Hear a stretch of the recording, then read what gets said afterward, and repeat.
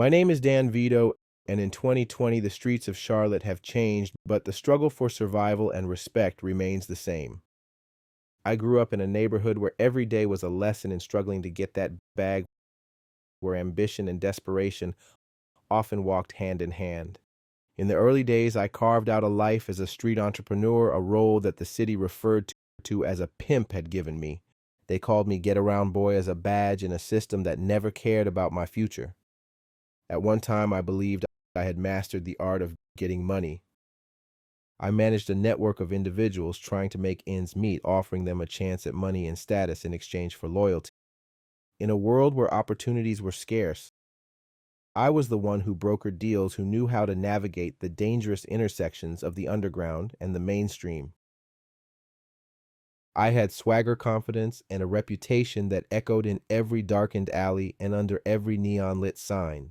But as the city evolved, so did the game. Technology began to infiltrate every aspect of our lives. Social media, digital payments, and online connections transformed the streets. It made getting that bag that much more accessible.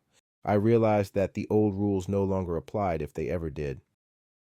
It wasn't enough to be street smart, you had to be tech savvy too. I started to see that real power wasn't just in running the show, it was in empowering people to take control of their own destinies. Yet the harsh reality was never far behind. I witnessed friends and associates fall prey to exploitation, caught in cycles of abuse that the digital age couldn't erase. One night in a dimly lit club, I sat alone on my vehicle, the bitter taste of regret heavy on my tongue. I stared at my reflection in a puddle and saw not a king of the streets, but a man caught in a web of his own, making a man who had traded respect for the dignity of having dollars.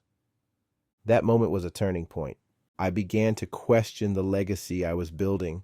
Was I really helping those around me, or was I deepening the wounds of a community already scarred by neglect? I started to reach out, helping those I once exploited to find new opportunities through education, mentorship, and even tech training. I went hard and completed every module. Local community centers wanted to partner with me to create a network that offered alternatives to the old way of doing business. These changes weren't easy. There were nights when the ghosts of my past, the names, the deals, the broken promises haunted me. But every time I saw someone take their first step toward a better life, I felt a spark of redemption. I learned that true power isn't in controlling others, it's in uplifting them. Before I sign off, here's the truth I discovered on these hard, winding streets. Your past does not define your future. Every choice, no matter how painful, is an opportunity to rewrite your story. To the inner city youth struggling to find a way out, know that respect and dignity come from lifting others as you rise. Embrace your potential, invest in yourself, and let every setback be the fuel for a comeback. That is the true bag.